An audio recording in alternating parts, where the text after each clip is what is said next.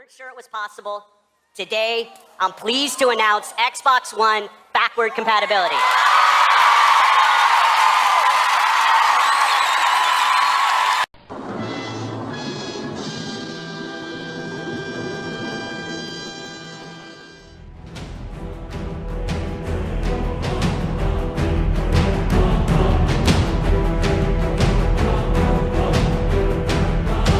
Hello, my name's Chris62, your gaming gentleman, member of the official We Game Here and association with extreme Xbox gamers. Now in this video, wow, I am talking about the Xbox Microsoft conference, and it was absolutely fantastic. They completely nailed their conference and is probably one of the best conferences at E3.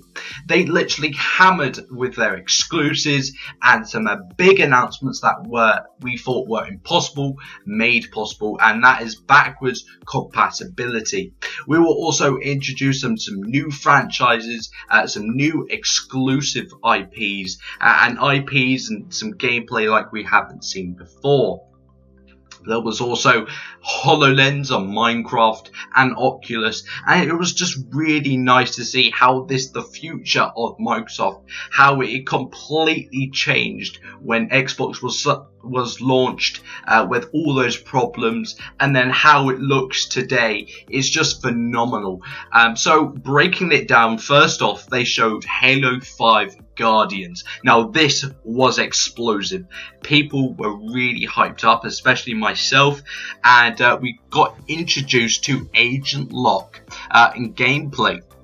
Now we were expecting Master Chief, but we actually got Agent Locke. You are playing as Agent Locke with your team Osiris, and what was really great about this is that it was drop in and out co-op. There was two people playing together, and it really did work really well.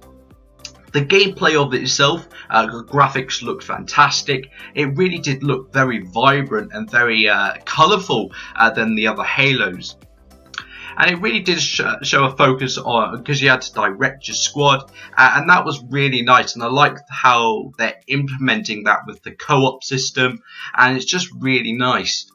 From the gameplay, we also got news of the Flood maybe returning. As we saw in the trailer, there was these slugs, and it really did look like the Flood were returning. So we've got the Covenant, we've got the Flood, the Prometheans are back. This is like putting all the enemies from Halo, and I remember seeing a brute, a holographic brute. So it's all the enemies from Halo into this game, and it really does look like the Halo Master Chief Collection was leading up to Halo 5. It's a really big one with massive set pieces, like I said. And it really does looking shaping up nicely.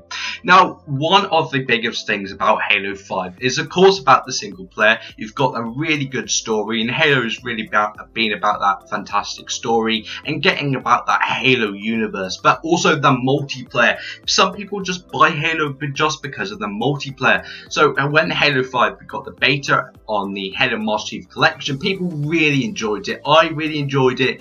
A lot of friends really enjoyed that. And it's shown from what they've got feedback, and they've changed a few elements of the multiplayer, and we've seen a few leaks, a few maps, and we also got introduced to a new mode called Warzone. Now this was really good because this was like big team battles back in Halo 5, but this is even better because it's like 24 players in the biggest map they've ever built for Halo, and you play against AI just dropping in from the ships, Covenant, Prometheans, and you're killing them as well as the enemy team. You have different objectives, and you can spawn vehicles, and there's vehicles tearing up around the map. It just looks utter chaos, like the name suggests, Warzone. Now this looks to be really adding something new, and there is a trailer at the moment where they discuss that everything about the multiplayer is leading up to this mode. They decided to chuck everything in that is great about Halo into one mode, Warzone. So it really does look shaping up nicely. After that, they announced a new IP exclusive recore. Now this looked really nice. Everyone loves a game with a dog in it, especially if that dog can keep living again in different forms. Now this was really nice. Now Xbox has been really known for like having the fun in these exclusive IPs, bright colours and unique ideas, and it's not that gritty that you normally get from Sony. So it is really nice, exclusive, and more exclusive the better. And this was a really nice one. I'm looking forward to see what the story is about and what sort of gameplay we're looking forward to. Next, Microsoft showed one of the biggest announcements at E3, and that is backwards compatibility with the 360. Yes, that's right, you can now play your 360 games on the Xbox One. Now, this was probably the biggest announcement ever, and I really wasn't expecting this, and most gamers weren't expecting this either, because they have said right at the start of the Xbox One that it was impossible to do, and now it is possible. It's being done, and they've created this like emulator right on the dashboard that allows you to literally, on a digital purchase, allows you to look at your digital purchases and then install them on your Xbox One and ready to play, and even on discs as well, which is the best thing. If you have the Mass Effect, plug in the disc, it installs it right there and you're able to play it. So it is fantastic, and the reason for this is bringing 360 players right on the Xbox One. Now, I installed Battle Block Theatre a couple of years ago now, and then I just forgot about it. And then when the 360 compatibility, I could play it right there on my Xbox One. I was very happy because, you know, it's these games, long lost games, playing again, and it's just really nice to see that. Also, it really was like a hit at no more remasters. I mean, it's great and all these remasters, but seriously, if you have backwards compatibility, there's no need to remaster your game. So it was really nice to see that, because we're going to get less remasters now. Also, it's available now for the preview program members. So if you're in that and you have a Mass Effect, or if you have some digital purchases, you can simply play them. Now, there's only about 20 games at the moment, but we can expect about 100 games when it launches, and every month they'll keep updating it with fresh new games. And at the moment, there is a website where you can have a look and choose what 360 games you would like to play on your Xbox One. At the current status, there's Red Dead Redemption, Black Ops 2, Skyrim, Modern Warfare 1, and GTA 4, which are the top ones. So it's really nice to see that, and this is one of the biggest announcements at E3. In fact, it was a humongous announcement, and for this reason only, and on the games as well, but this was a really strong point to where Microsoft really cares about its gamers, because this wasn't just a direct hit for Sony. It was to aim at the gamers like us, because that is one of the features we really wanted to come to the Xbox One, and that has been delivered. Right, next, we've got a new controller by Microsoft called the Elite controller, aimed at the hardcore fans. Where it gives you more precision, gets you interchangeable thumbsticks and the D-pad. It literally allows you to customize your controller how you want to play. And it's got triggers on the back for games like Forza, where you have to change the gears, and for Call of Duty, where you have to aim that precision. And it's got metallic, and it's really nice. One key feature that I really like is changing the thumb sticks, because at the moment some like dust and the sweat gets on them, and it gets all messy. So it would be really nice to just change those, wash them, and then put them back on. So it's really nice. However, the price is quite expensive at about £100. So got to start saving. Next, there was like a little surprise by the Fallout 4 developers that came on stage to announce that mods will be coming to consoles for the first ever time. Now, you can just imagine what crazy mods people are going to do for Fallout 4, and it's really nice to see those mods built for the PC making its way onto consoles, because there's a lot of fun factor, a lot of replayability with mods, and it would just be really nice to see that, and it's nice to see developers really wanting mods. Next, there was a little bit of a low point in the conference, but this was just announcing EA Access, that it's still alive, and that Dragon Age Inquisition is coming to the EA Vault. And also, it's going to be free for a week for members of Gold, for Gold members, so that's really nice. I've just downloaded Need for Speed Rivals, and it's really nice to test these games before you buy them. And EA Access is a great service. And on top of that, they also announced Plants vs Zombies Garden Warfare 2. The sequel looks really nice, but I don't think I will be playing it. Then they announced one of Xbox's biggest IPs, which is the Forza franchise, specifically Forza 6. Now, this looks one of the best Forza games to date. It is built on a new graphics engine, and they're aiming for this to be the most realistic car simulation ever created. Now, this looks phenomenal. This game, and what I've always really said, I used to love racing games. Racing games were part of me, and on the original Xbox, on the 360, I used to love racing games. Now, I didn't pick up Forza 5 or Horizon 2, but you know, I think Forza Motorsport 6 I really want to get into. I want to know what people are experiencing, and this turns out to be a really nice franchise, so I want to get into that action. So it'd be really nice to pick this up, and of course 1080p 60 frames per second. It just looks incredible. It looks as if it's so uniquely polished, and Turn 10 Studios like put their heart into these games, and they know what they're doing, so that's really nice.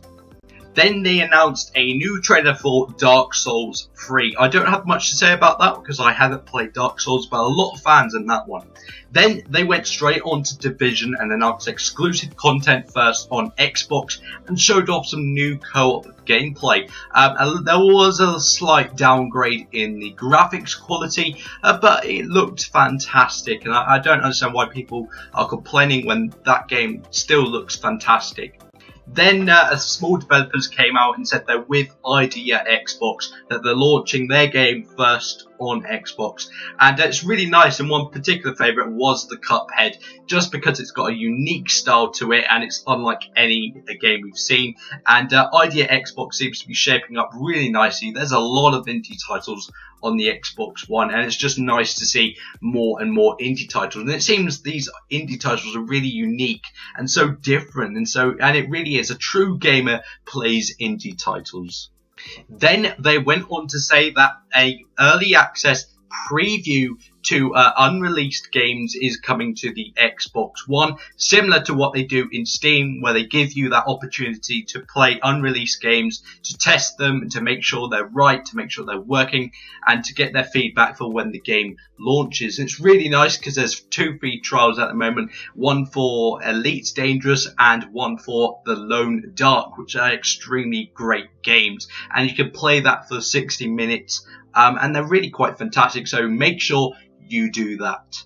Then the Holy Grail Rise of the Tomb Raider, we were shown some gameplay, and my oh my did it look fantastic. This is one of my highly anticipated games to get this holiday, and it was really nice to see. Now she's fully developed to become the Tomb Raider, and we'll see a lot more Tomb Raiding in this one. It's really nice. I loved the reboot of the Tomb Raider, and I was looking forward to the sequel before they even announced it, so it's really nice to see that. And it's a timed exclusive with the Xbox One, probably for at least about 6 months, so it looks to be really shaping nicely. The graphics look amazing, story looks really great, and I cannot wait for when that launches. I think it launches this October, I think, or no, November. I think it's on the same timeline with Fallout 4, so there may be a bit of conflict between that, but so far it looks really great, very dense, very atmospheric, and I cannot wait to play it. Then a big surprise from the Rare Studios, that we're getting a massive collection full of the 30th anniversary Rare classics such as Banjo-Kazooie, Viva Pinata, Conker, many more. And I'm really excited about this because I was a fan for Banjo-Kazooie. I really like Nuts and Bolts. And it'd be really nice to play some of the classics that people really loved and say I got to miss because I'm quite young. And it'd be really nice to go back and see what these classics were like.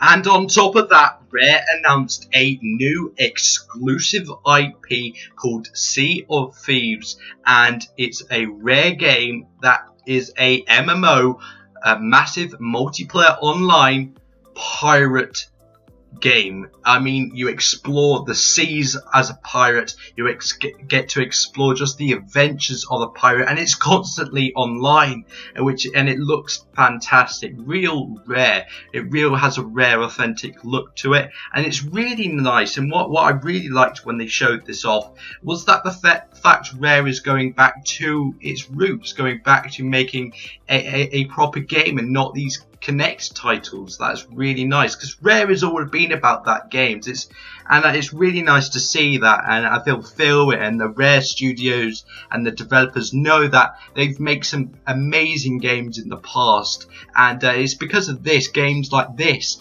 that make Rare what Rare is, and not the Connect titles. So it's really nice to see that.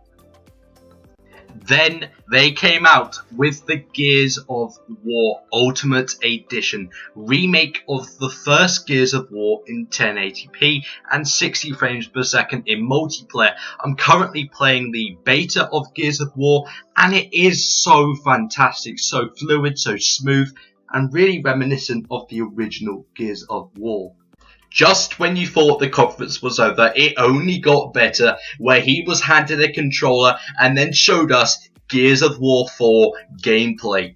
Now, when the gameplay started, it was very hyped up. Now, it looked fantastic. It really did look phenomenal. I mean, the trees and the leaves were blowing down. There was like a hurricane in the distance. The water effects on the ground looked phenomenal. It was a very dark trailer, so you might need to turn the brightness up. But yeah, and what it looks like, it looks to be going in a horror direction of what the original Gears of War 1 was. Speaking to hardcore Gears of War fans, as I only played Gears of War 1 and 2, they've said that it really does look to be like a horror approach. Also, it seems to be new characters. And they've also said it may be taking place before Gears of War 1, which will be very interesting. And also further down the trailer, we also get to see some new monsters and new creatures, which seems to be really interesting, because it's not just the locusts. So yeah, this got people really hyped about this trailer. That's pretty much a wrap for the Microsoft's conference E3 2015. I hope you enjoyed that, and that was just showing some highlights of the conference and just a quick recap and my thoughts, and just that, you know, Microsoft's conference was probably the best conference out of all the E3s, and the reason for that is because they really pulled the socks off this time. They really showed the passion for the gamers, not that corporate rubbish that happened when Xbox launched. If you take Xbox's launch and how it is today, it's completely different. This is the direction of Xbox. The future of Xbox has been written down, and it is clearly shown how Windows 10 comes to Xbox, how like HoloLens and PC and streaming, and how it all fits together really nicely. Now, they really pulled the socks off with it. Their exclusives, Gears of War, Halo, Rise, Crackdown, Quantum Break, Scalebound, and those games, they haven't even announced at E3, and it was still an amazing conference. If they announced those games at E3, they would have completely blown away, even though they already did.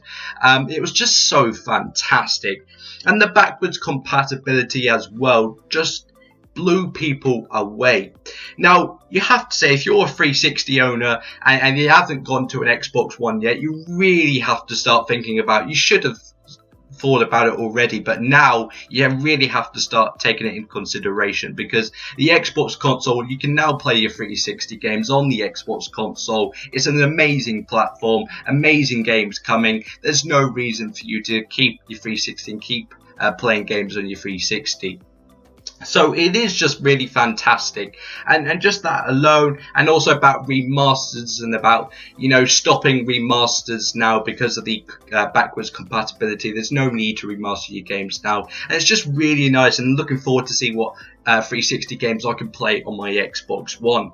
So that was it. You know, Microsoft, like I said, just fantastic. They have probably the best E3 they've ever had, and the reason for that is just the passion and the new head, Phil Spencer. When he came in, he completely changed the Xbox, and the feedback as well. Each time someone submits their feedback, they seem to be doing everything what people want. People said backwards compatibility was impossible. Well, it just proved it was possible, and it has come to the Xbox One. So thanks very much for watching, and I'll see you on some of the other conferences recaps I'll be doing.